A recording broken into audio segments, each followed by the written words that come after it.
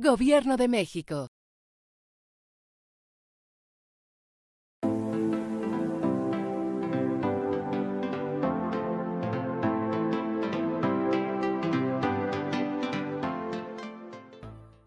Bueno, pues muy buenos días. Muy buenos días a la doctora María Ángela Rodríguez, mi asesora de tesis, a mis sinodales, el doctor Mariano Báez, el doctor Ricardo Romano y al doctor Javier Rodríguez. Asimismo, pues bienvenidos, ¿no?, a esta presentación a todos mis familiares y mis amigos que se encuentran como presentes de manera remota y de manera presencial. Bien. El día de hoy lo que voy a hacer es presentar mi proyecto de investigación titulado Entre la sátira y la condena, el eterno retorno del ahorcado en el siglo XXI. Ciclo de dominación, ajusticiamiento y violencia simbólica en Tlaxcala. Bien, para iniciar. Este trabajo surge a partir de una serie de fotografías que realicé en el año 2018. En esta serie de fotografías lo que hice fue retratar principalmente, pues, la euforia, la risa, el drama, la amargura y la nostalgia reflejadas a partir de un ritual, en el remate de carnaval de San Juan Totolac, en un ritual conocido como el ahorcado. En este ritual, se escenifica una historia comunitaria sobre el linchamiento de un sujeto principal, básicamente. Bajo este punto, el ahorcado lo que representa pues es en sí el fin del tiempo festivo carnavalesco y la destrucción simbólica de los males acumulados a lo largo del año de la comunidad, en especial aquellos cometidos durante el carnaval. Asimismo, este ritual señala el inicio del periodo de penitencia a la Semana Santa, ¿no? Como en esta etapa de preparación solemne.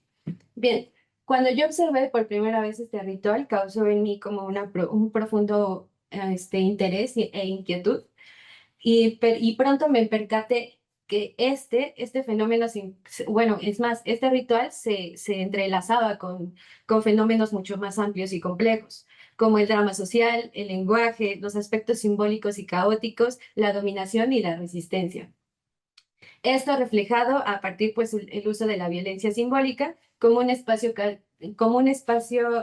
catártico para la comunidad. Es así que esta inquietud me llevó a profundizar en un tema que iba mucho, bueno, que iba más allá de la sátira burlesca y la mufa social propia del tiempo carnavalesco, sino más bien que no se trataba únicamente como de diversión, convivencia y unión comunitaria, sino de un escenario cultural cargado de significados como mucho más complejos que en este momento voy a presentar. Es así que en este trabajo lo que hago es presentar un análisis del lenguaje, la risa, la violencia simbólica, lo burlesco, lo satírico, lo dramático y lo catártico dentro de la festividad carnavalesca. La práctica seleccionada para este estudio, pues, es el ritual del ahorcado. Bien, las preguntas de investigación que se generan es: ¿qué factores propiciaron la incorporación de la violencia simbólica en los eventos festivos de Tlaxcala? Y en segundo lugar, ¿cómo se configura el espacio ritual del ahorcado en relación con las dinámicas de dominación y subordinación? Mi trabajo cuenta con 4 objetivos. Cada objetivo responde a un capítulo específico de la tesis. El primer objetivo, analizar el surgimiento y el desarrollo del carnaval en Tlaxcala, con énfasis en el ritual del ahorcado, para comprender cómo los procesos históricos, económicos, políticos y sociales de la región influyeron en la configuración de esta práctica festiva. Está respondiendo principalmente al capítulo primero de la tesis. El segundo objetivo responde al capítulo tercero y consiste en examinar la espectacularización de la violencia simbólica en el ritual del ahorcado dentro del carnaval de Tlaxcala, identificando los lugares donde se practica y analizando cómo este ritual opera como un dispositivo de regulación social y concientización colectiva sobre el orden social vigente. El tercer objetivo responde al cuarto capítulo de la tesis, que es explorar cómo las experiencias de subordinación de la población indígena de Totolac bajo el régimen hacendario dieron forma al ritual del ahorcado como crítica y y cómo en la actualidad este ritual es transformado por dinámicas político-comunitarias que reconfiguran sus sentidos y sus funciones. El cuarto capítulo está respondiendo al quinto capítulo de la tesis, que es analizar el ritual del ahorcado en el contexto del Carnaval de Toluca de Guadalupe. Cómo en el contexto del Carnaval de Toluca de Guadalupe funcionó como una forma de resistencia simbólica frente al despojo territorial y la explotación hacendaria, centrándose en el papel del lenguaje como medio para denunciar, exponer y sancionar colectivamente las injusticias sociales. Bien, las comunidades elegidas para este proyecto de investigación fue San Juan Totolac y Toluca de Guadalupe. En ambas comunidades, el ritual del ahorcado marca el fin del tiempo festivo. En San Juan Totolac, el ritual del ahorcado se hace a un personaje llamado Juan Carnaval, y en Toluca de Guadalupe se hace a un personaje, ya sea al capataz o al hacendado.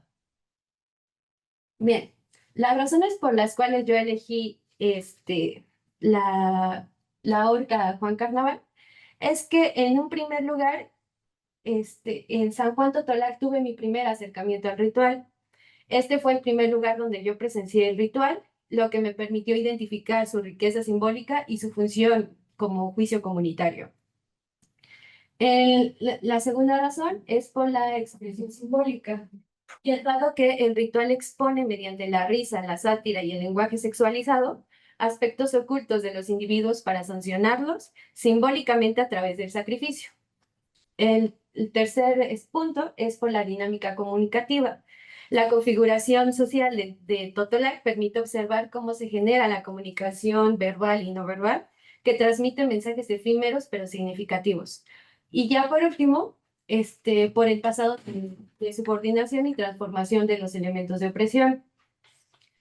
La comunidad, hasta a partir de este ritual, resignifica su pasado de opresión en las haciendas al imitar sonidos y vestimentas como forma de sátira y castigo hacia sus antiguos opresores.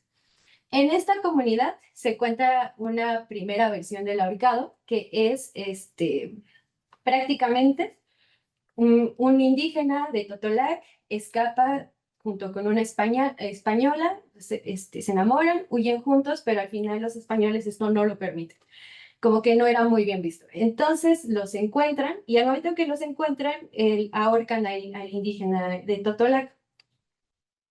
Esta es como que la historia más, como más recurrente que se cuenta, pero se fue transformando y como dicen en Totolac, ahora ya los abuelos le compusieron y dijeron que era porque es mujeriego.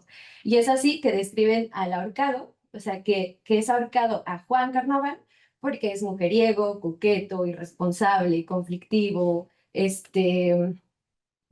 y pues como que se embriaga, o sea, como que todo, se le dan como una serie de características que no solamente como que afectan como a sus círculos cercanos, sino que afectan a la comunidad. Y principalmente también lo describen como irresponsable en cuestión de que tiene muchos hijos y no se hace responsable de ellos ni de las mujeres, ni de sus madres prácticamente. Bien, después sigue la segunda comunidad, que es la Horca del Capataz en Toluca de Guadalupe. En esta segunda comunidad, yo la elijo principalmente por el arraigo regional del ritual.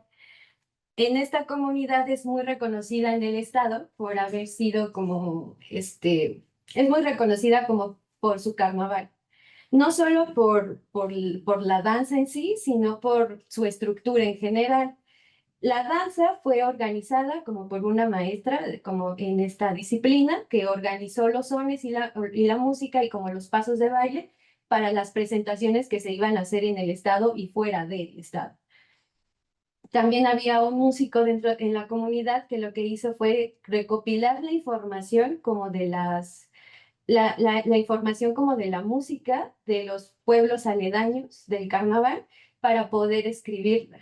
Estos dos factores influyeron en que el carnaval en Toluca de Guadalupe como que se arraigara como de manera principal, dado que no es la comunidad origen de las danzas y de la música, pero sí es la que más reconocida es ante el Estado. Segundo lugar, es por el lenguaje como estrategia de resistencia. En esta parte, el ritual lo que nos hace es mostrarnos cómo se transforma el lenguaje para ocultar información ante el orden dominante, evidenciando mecanismos de resistencia simbólica. También la comunicación verbal y no verbal empleada para castigar, burlar y satirizar hechos compartidos por la colectividad. Y por último, porque el cierre del ritual no solamente como que culmina el tiempo festivo, sino que permite como un tiempo de reconciliación comunitaria. Y esa fue como de las principales razones por las cuales eligió la horca el capataz en Toluca de Guadalupe. La historia que se cuenta generalmente, y es como que la versión más compartida, es que un hacendado como en esa región de Terrenate, como que maltrataba mucho a los peones, y los peones, como en un acto de venganza, así es como ellos lo cuentan, deciden ahorcarlo. Para poder ahorcarlo, lo que hacen es inventarse un tipo de lenguaje que ellos llaman hablar al revés o el código rebendecido, que para ocultar la información ante el hacendado. ¿En qué consiste este tipo de lenguaje o este tipo de código? Es no en cambiar el orden de las palabras, sino más bien el significado de las palabras al revés. Ellos, a partir de este código, logran capturar al hacendado, se lo llevan a un cerro. En ese cerro bailan alrededor de él, se burlan y al final lo ahorcan. Y así concluye. Esa es la historia general del ritual del ahorcado y bajo la cual se basa como la representación actual. Bien, el marco teórico bajo el cual se aborda el análisis está basado como en algunos conceptos principales que se muestran en esta presentación. Con Víctor Turner como que nos ayuda a ver, bueno, como que me dio un poquito más de claridad en este aspecto del análisis del ritual, al verlo como un proceso compuesto por un conjunto de fases, acciones, símbolos y significados que lo estructuran desde su inicio hasta su desenlace.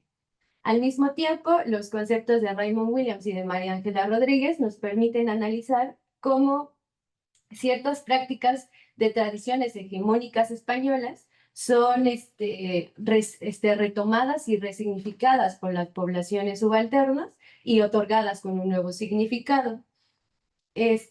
Un significado que resiste y que burla de las acciones y opresiones de la élite. Estos conceptos principalmente son hegemonía y tradición selectiva residual y la función de la fiesta. Bien. También retomo el concepto de antilenguajes de Halliday para poder analizar este tipo de código o el hablar al revés o el código rebendecido como un dispositivo de crítica social y cohesión interna, en tanto que el antilenguaje no solo comunica, sino que constituye y sostiene la identidad del grupo frente al discurso hegemónico. Y por último, también retomo los conceptos de Girard con el chivo expiatorio, violencia simbólica y estereotipos persecutorios, dado que me permitió analizar el ritual cómo el ritual del ahorcado representa un mecanismo de chivo expiatorio y cómo durante el carnaval las tensiones sociales y los conflictos se canalizan simbólicamente hacia un personaje que encarna como los males comunitarios. Bien, el marco metodológico de la investigación es cualitativo. Los instrumentos de recolección de datos fueron revisión de archivo y hemerográfico, tanto como en bibliotecas como en los periódicos de Tlaxcala. Asimismo, se hizo revisión como de páginas de internet, tanto de ambas comunidades y también del estado en general, pero todas relacionadas con el carnaval. Se recuperó material audiovisual porque este trabajo estuvo atravesado también por el contexto de pandemia. Entonces, cuando realicé mi trabajo de campo, todavía no había seguridad si el ritual se realizaría el siguiente año o no. Por ello, tanto con fotografías propias del ritual que yo recuperé, de la etnografía que yo recuperé en 2018, y también de fotografías y videos de mis colaboradores de campo, fue que pude como analizar también el espacio ritual. Posterior a la pandemia, pude realizar etnografías en ambas comunidades. Fueron 4 orcas, 2 a Juan Carnaval y 2 al hacendado. En este caso, los personajes en Toluca de Guadalupe cambiaron. El primer año, que fue 2023, fue hacia un hacendado y el segundo también fue hacia el presidente que estaba en turno en ese entonces, Andrés Manuel López Obrador.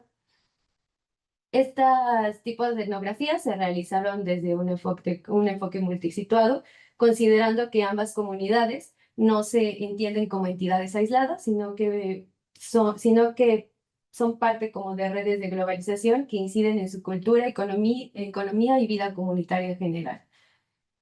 Una de las comunidades donde realicé este trabajo es la comunidad de donde yo soy originaria, que es San Juan Totolac. Por ende, esta comunidad requirió como estar en constante reflexividad en torno a mi papel como en el campo y en el análisis de los datos. Por ende, bueno, aquí yo refiero que este trabajo se hizo desde una antropología nativa, ¿no? En constante reflexividad. Bien, los hallazgos más relevantes como del trabajo. En primer lugar, es la expropiación de la tradición hegemónica española por los actores subalternos de Tlaxcala. Como mencioné antes, la primera historia cuenta que el que se ahorca principalmente es a un indígena totolaquense. Posteriormente se cambia y ahora el que se ahorca ya no es a un indígena, sino más bien a un español, ¿no? Porque el huehue refiere principalmente a máscara de rasgos europeos. Cuando también se da esta resignificación como ese relato comunitario, se menciona este, como que ya ahora era un hombre coqueto, ¿no? Irresponsable, conflictivo, y concuerda mucho con pues principalmente con el personaje del Don Juan español. Así es como describen prácticamente a Juan Carnaval. Entonces también hay una como reinterpretación del personaje hegemónico. Bien, para explicar cómo esta expropiación a la tradición hegemónica, yo refiero también a la tradición del aliado, principalmente cuando se da la alianza hispana tlaxcalteca. este, lo que se hace como que en un primer momento los tlaxcaltecas tenían esa idea de que iban a ser junto como que con los españoles como los conquistadores de toda esa zona, como de toda la zona, ¿no? Pero al final los indígenas de Tlaxcala pues terminaron pues sucumbiendo ante como el orden hegemónico que se estaba imponiendo ante ellos, ¿no? De orden español. Es así que yo menciono como una traición al aliado. Es por ello que bueno, que posteriormente, cuando los indígenas comienzan a trabajar en las haciendas, se cuenta en Totola que muchos de ellos iban a coger alfalfa y ahí trabajaban. Los hacendados muchas veces les pedían que tiraran sus trajes de levita o que tiraran como ciertos como prendas que ellos estaban portando. Lo que hacían era retomar las prendas, las limpiaban, como que las arreglaban y después ellos se las colocaban y imitaban como su forma de ser de ellos, ¿no? Y desde la música, a través de los tarareos y de los silbidos, hasta pues como que las acciones gestuales. Es así que la imitación surgió como un modo de impugnación resignificada frente a la hegemonía española. Posterior a esto, hay también una resignificación de la festividad carnavalesca traída por los hispanos y posteriormente esta fue prohibida en Tlaxcala. Tras su prohibición, posteriormente se decide que es mejor como continuar como que con estas celebraciones, pues, debido como al beneficio económico que está generado. Bien, el segundo hallazgo consiste en la transformación del tiempo y el espacio carnavalesco, cuando el estado de Tlaxcala pasa de un estado agrícola a un estado industrial. En 1956, el gobernador en turno, Joaquín Cisneros, decide que ya Tlaxcala no puede seguir siendo un estado agrícola, así que comienza a dar varias concesiones, como a varias empresas, a varias industrias. Es por ello que en una nota de 1956 el gobernador dice que Tlaxcala dejará de ser un estado agrícola para ahora ser uno industrial. Hay una transformación económica en pues en Tlaxcala que deriva después en una transformación espacial y social del carnaval. Esto se debió a que muchos hombres comenzaron a trabajar en las industrias, como en las zonas industriales del estado o fuera del estado. Es por ello que hubo una constante en su ir y venir como a las zonas industriales o al mudarse como cerca de esas zonas, hubo como una ausencia de hombres dentro de las danzas. Debido a la ausencia, las mujeres antes de 1956 no participaban directamente del carnaval. Los personajes bueno, en las danzas, las mujeres eran interpretadas por los hombres, pero con esta migración, con este suceso de migración y de la falta del tiempo para ensayar e incluso para organizar el carnaval, las mujeres comienzan a tomar su lugar dentro de las danzas y, y comienzan como, sí, a participar en la música, incluso el vestuario cambia para que se acople el de ellas con el de los hombres, pero no permite su ingreso todavía al ritual del ahorcado. Bien, el tercer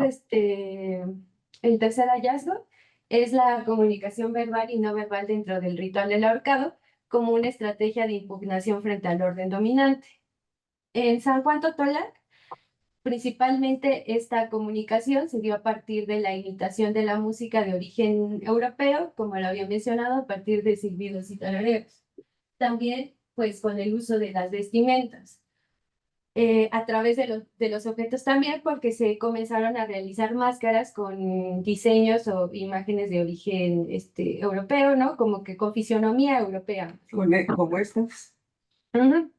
aquí las trajo. Bien. También como con una serie de objetos como las castañuelas, ¿no? Los sombreros. A partir también de las acciones gestuales, ¿no? Aludiendo al personaje del Don Juan, ¿no? Es muy común que los huevos pues actúan como muy coquetamente cuando se acerca a alguna mujer, ¿no? Pues también a partir de las acciones gestuales como que tratan pues sí, de imitar, ¿no? Como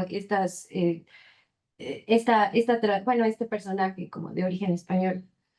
El, También hay expresiones sonoras en los huevos, ¿no? En la forma de reír, en la forma de cuando hacen quizás una broma, y incluso en la forma en la que hablan, ¿no? Al ponerse la máscara, cambia completamente sus expresiones sonoras.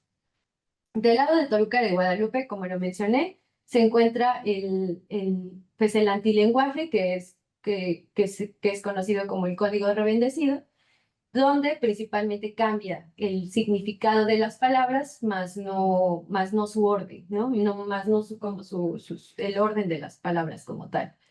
Este, como que antilenguaje solamente es utilizado en Toluca de Guadalupe cuando se porta la máscara, o en época del carnaval.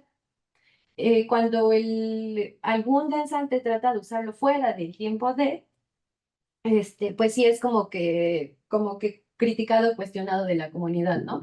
Como que solamente ese código se reserva como a la época del carnaval. Sin embargo, esto ha estado cambiando, dado que en Toluca de Guadalupe han comenzado a haber más participación de camadas infantiles y ellos están aprendiendo también el código y ya es común que no solamente hablen al revés como durante el carnaval, sino también lo hagan, sino que ellos también lo hacen fuera del tiempo pero pues no es cuestionado. Muchos de los mayores pues esto lo ven como, esta acción como que no la ven como de una manera muy grata, pero los más jóvenes, los danzantes más jóvenes, consideran que ese es como un éxito muy, muy bueno, porque eso quiere decir que el código o el antilenguaje pues permanece. Asimismo, el vestuario de Toluca de Guadalupe, ¿no? De los huehues o como son conocidos como los carnavales, se basaba en un principio con la vestimenta utilizada para el campo. ¿Por qué? Porque la mayoría de los danzantes pues eran peones que trabajaban en las haciendas. Entonces utilizaban las botas de campo, ¿no? Bueno, y ellos como que describen que ahora ya pues, se ponen como las camisas, el pantalón de mezclilla, que con el tiempo también el traje se transformó porque ya no usan ya no usan por ejemplo, el pantalón de mezclilla, pero sí la camisa y como que las botas todavía tratan de conservarlas. Eso ya ahorita actualmente y principalmente en Toluca de Guadalupe. También Toluca de Guadalupe es una comunidad que juega mucho con el lenguaje, no solamente con el código rebendecido, sino también en el uso de los apodos, en el uso de los dichos, que conforma toda una estructura como que solamente puede entenderse si directamente eres de la comunidad, ¿no? Conoces el apodo que corresponde a cada uno de los miembros, ¿no? Y así. Entonces, el Toluca de Guadalupe, a pesar de que no ocupa el código rebendecido como solamente durante el carnaval, sí es una comunidad que juega con el lenguaje. Bien. Después, como cuarto hallazgo, presento el ocultamiento en la liminalidad, las mujeres dentro del ritual del ahorcado. El ritual es un espacio, como me comentaron mucho algunos de mis colaboradores en campo, es que es un espacio como de hombres. Ellos lo dicen principalmente porque allá como que durante el ritual como la representación, la mayor expresión que hay es la sexual, ¿no? Está el personaje principal, que es el ahorcado, y están sus mujeres. En el caso de San Juan Totolac, estas son conocidas como lloronas y pueden ser varias. En el caso de Toluca de Guadalupe es conocida como viuda y tiende a ser una o máximo tres. Las que actúan estas son como las únicas representaciones femeninas que hay, porque también hay otros personajes conocidos como el licenciado, el abogado, los policías y el padre, por ejemplo. Pero la única representación como de personaje femenino que hay, pues las lloronas o las viudas. Estos personajes, pues principalmente durante el ritual, pues hacen actos sexuales como con los hombres que se encuentran de espectadores en el ritual, como que lloran y piden dinero como por sus hijos, ¿no? Como que bailan muy sensualmente y esto es como que las lloronas en sí son como la expresión máxima del ritual de la sexualidad, pero por ende, pues durante el ritual siempre estos personajes han sido representados por hombres, ¿no? Que pues interpretan mujeres, que tratan de interpretar personajes mujeres. Este, mm, es por eso que ninguna mujer como tú, ocupa este personaje, ¿no? Por las actividades, ¿o no? Como que la manera de actuar que conlleva interpretarlo. Sin embargo, no, perdón, en el carnaval del 2024, este, una vez como que lo estaba observando en un desfile y alguien se me acercó y me dijo, esa Llorona es mujer, ¿no? Ese personaje es mujer.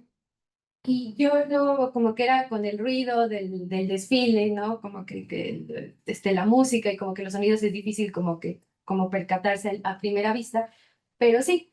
Si quizás te acercabas un poquito como a la Llorona, pues sí tenía como que la voz más aguda que las demás y pues difícilmente como que te percatarías que es una mujer interpretando ese personaje y más porque llevaba puesta la máscara.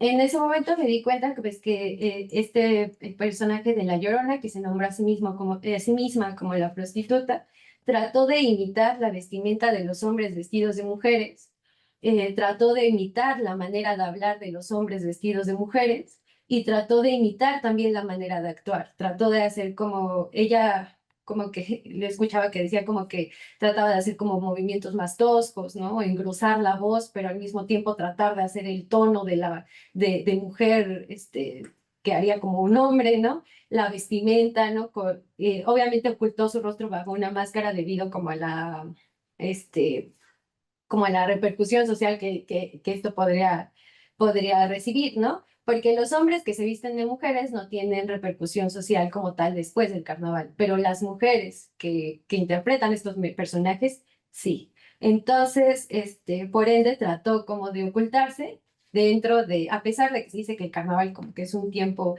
liminal, ¿no? Un tiempo en el que prácticamente todo está permitido, pues en realidad no, tuvo que ocultarse para poder como representar a este personaje. Incluso su identidad, creo que después ya lo pude constatar mejor, porque su identidad fue revelada durante el ritual del ahorcado de ese año, debido a que hacen como una pasarela durante el ritual de todas las lloronas. Se presentan, hablan, dicen su discurso, pero de pronto dijeron que para que ganara una llorona tenían como que aplaudir al público y como hacer ovaciones y todo. El presentador dice que ella no es, que no, que es mujer, entonces que iba a participar en un concurso especial de mujeres, ¿no? Y ella participó como Llorona la prostituta.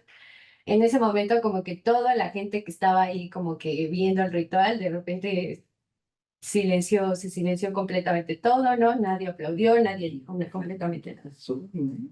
Bueno, en ese caso, bueno, eso es el caso en situación de San Juan. En Toluca de Guadalupe es una de las comunidades, de las pocas comunidades que todavía el ingreso de las mujeres a la danza no está por completo. Al ritual no han ingresado como tal, las mujeres tampoco, pero es diferente el ritual allá porque existen dos grupos, los conocidos como los de color y los de afuera. Los de color simplemente se dedican a la danza, presentan los sones de la danza durante el ritual. Los de afuera, sí, también siguen la danza, pero interactúan con las personas que se encuentran como espectadoras. En ese momento, al estar como, pues no solamente como que tratan de interactuar con el público, sino que incluso entre ellos hacen bromas y como que tienen como más libertad, mientras que los de color no, los de color se dedican a la danza y ya. Los de afuera no pueden incluso incidir con o entrar con los de color. Y bien, algunas mujeres han comenzado a interpretar o a participar en el ritual y en las danzas con los danzantes de color, interpretando a los de color, usando la misma máscara de mestizo, porque ellos dicen que no es una máscara de español ni de indígena, es de un mestizo, y usan la vestimenta como de los hombres, ¿no? No es una vestimenta completamente diferente. Esto también conllevó como ciertas críticas, ¿no? Por parte de la comunidad, considerando que estaban ahí nada más por locas, ¿no? Como que querían nada más estar ahí con los hombres, y esas eran como las acusaciones que se les daban como a ellas. Por esas situaciones, muchas como que dejaron de participar en la danza, ¿no? O como que no querían participar directamente porque sí, como que sí recibían como estas como comentarios. Bien. El quinto hallazgo se basa en la resurrección del ahorcado y el retorno al orden cotidiano. En ambas comunidades, el ahorcado, es como mandado a juicio, se le encuentra culpable, como de todos los males de la comunidad. Incluso ellos, o sea, el ahorcado los asume que él como que los cometió y de manera simbólica es elevado en una horca y ahí permanece. En el caso de San Juan Totolac, una vez que el ahorcado es elevado, se culmina el ritual. Pero en Toluca de Guadalupe pasa algo diferente y creo que en otras comunidades también sucede así. El ahorcado revive y castiga a los participantes del ritual. Eh, Él, como con un cinturón, comienza a golpear a todos los personajes, tanto a los de color como a los de fuera, y los castiga por lo que hicieron, ¿no? Por haberlo ahorcado. A partir de la interpretación, pues el ahorcado en este punto refuerza el orden establecido y revive no como un símbolo de redención, como lo dice Girard, ¿no? Cuando Girard habla de la resurrección de Cristo, como que habla sobre la redención, ¿no? Como que el rechazo a la violencia, sino aquí la resurrección del ahorcado este, como que marca un punto que castiga al colectivo por lo que hizo, recordándole su culpa y devolviéndolo, ¿no? Y reincorporándolo de nuevo al sistema o al orden cotidiano, en este caso. La resurrección del ahorcado en sí, lo que nos revela, pues es que en vez de cuestionar la violencia, El regreso del ahorcado valida este acto y encausa de nuevo la atención hacia el punto ritual, ¿no? Se vuelve a repetir el ciclo. Eh, es así que a través del ritual del ahorcado en Toluca de Guadalupe, se actualiza y se resignifica una memoria de lucha, donde la violencia simbólica se emplea para reafirmar una narrativa de justicia popular. El ahorcado siempre representa al poderoso, al que tiene poder económico, al político. Siempre el ahorcado es un hombre de poder. Entonces, al final, pues el ahorcado siempre termina reviviendo y se repetirá el siguiente año el ritual. Algo diferente a lo que ocurre en otras comunidades es que posterior al ritual, posterior al castigo que hace el ahorcado, existe un momento de reconciliación comunitaria y de restablecimiento de confianza. Tanto los personajes como los danzantes, como los personajes del ritual, como el ahorcado, la viuda, el padre, si en algún momento sienten que algún espectador o algún compañero, o sea, o algún miembro de la danza sienten que dijeron algo que no debieron haber dicho, ¿no? Como en este momento de carnaval, en este momento de risa, como que comienza un periodo de perdón, como entre ellos, para poder llegar a este tipo de reconciliación. Y bueno, ya por último. Justo existe otra versión del ahorcado en Toluca de Guadalupe que creo que me pareció muy interesante y que nos puede dar como mucha, eh, como otro punto de vista diferente, ¿no? Al que yo había analizado posteriormente. En las historias generales es esa, ¿no? El ahorcado, es elevado, pues es castigado. Una vez que muere, revive, castiga a los presentes y se acabó el ritual. Pero en la comunidad de Toluca existe una versión diferente. No es tan difundida, pero es muy interesante. En esta versión se dice que los peones, una vez que llevaron al ahorcado y que estuvieron, digo, perdón, que llevaron al hacendado y que se están burlando de él y eso, dicen que usaron tanto su lenguaje al revés, utilizaron tanto su humor invertido, que terminaron ahorcando a su propio líder. Entonces, hubo como una inversión dentro de la misma inversión de la realidad. Porque en este caso lo que nos revela esta segunda versión en el que ya no ahorcan al hacendado, sino al propio líder como de los peones, es como el código del rebendecido al mismo tiempo que funciona como un refugio, ¿no? Como una manera para ocultar información hacia los que ostentan el poder, también funge como una trampa, ¿no? En este punto, pues el relato nos muestra que el humor y el lenguaje distorsionado pues tuvieron consecuencias profundas, llevando a los participantes pues a actuar de manera inesperada hasta el punto de ejecutar pues, como lo mencioné, a su propio líder. Esto lo que nos hace pues de alguna manera es evidenciar cómo en un contexto donde todo se relativiza, pues los límites de lo correcto y de lo incorrecto como que se desdibujan, generando una crisis en las estructuras de sentido de la comunidad oprimida. Es así que al alterarse los límites del lenguaje y de la acción, también se confunde la relación de los oprimidos y de los opresores, conduciendo al desconcierto del colectivo y a la autodestrucción simbólica. Porque ellos mencionaban que sí, que llegó un momento en que sí, existió una confusión y ya no y terminaron ahorcando como al propio líder. Es así que en la muerte del propio líder también nos revela como la reproducción de alguna manera o la reproducción del orden social y nos muestra cómo incluso también el poder dominante puede influir como dentro de las estrategias de resistencia de los oprimidos, ¿no? Que incluso terminan replicando como estas estrategias de opresión.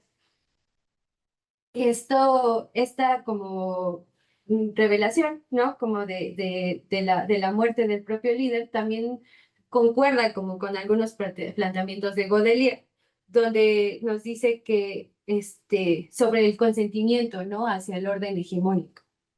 Es así que es importante también señalar como que la aceptación de la dominación, o sea, hacia estas estructuras de poder, pues no siempre va a ser un proceso consciente, sino que incluso hasta Godelier nos afirma que pueden actuar, que plantea que incluso los dominados pueden actuar en favor de las estructuras de poder sin estar plenamente conscientes de ello, ya que pues su visión del mundo está medida por las propias lógicas de dominación que han internalizado. Entonces, esta segunda versión del ahorcado lo que nos revela también es cómo las personas pueden llegar a naturalizar y reproducir las estructuras de dominación, incluso cuando intentan desafiarlas. Ilustrando pues en sí la compleja relación entre el poder, la resistencia y la subjetividad. Y bueno, ya posterior a esto, bueno, esta sería como una de esta sería el último hallazgo del trabajo. Y cierro con las conclusiones.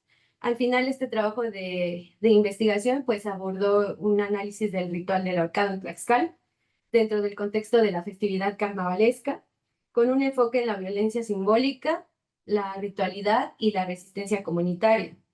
En un principio, este trabajo pues sí tuvo ciertas dificultades metodológicas, principalmente por la contingencia sanitaria de la pandemia, pero se logró recopilar y analizar información mediante entrevistas, revisión hemerográfica y análisis de discursos también digitales. Lo que hizo también, bueno, en este trabajo se hizo una articulación entre la teoría y el trabajo de campo para comprender un fenómeno complejo, resultado de procesos históricos, sociales y simbólicos.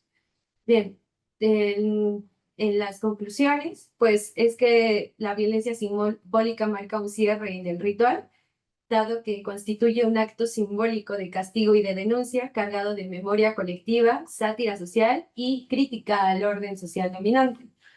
Hay transformaciones históricas, principalmente pues en esta cuestión de la economía agraria, del Estado agrario a uno industrial, la pandemia también por COVID-19, cómo afectaron su estructura y, la organización de la festividad, y cómo incluso como estos sucesos pudieron como marcar transformaciones en los roles de género y en la organización comunitaria en general.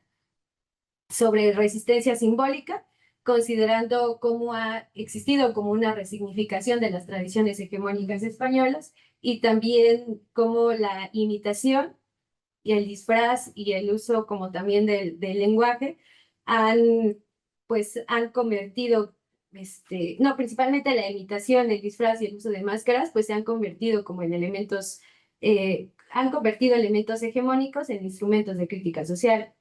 Y por último, pues también la comunidad de Toluca, en la comunidad de Toluca de Guadalupe, pues pudo revelar cómo en algunos contextos se muestra cómo la resistencia también puede llegar hasta en algún punto o en algunos casos a reforzar el mismo orden que busca subvertir, debido pues a la internalización como de estas estructuras de dominación. Es por ello que esto pues también lo que nos hace es plantearnos una tensión entre la intención de transgredir y los métodos pues utilizados. Y bueno, con eso yo concluiría. Muchas gracias.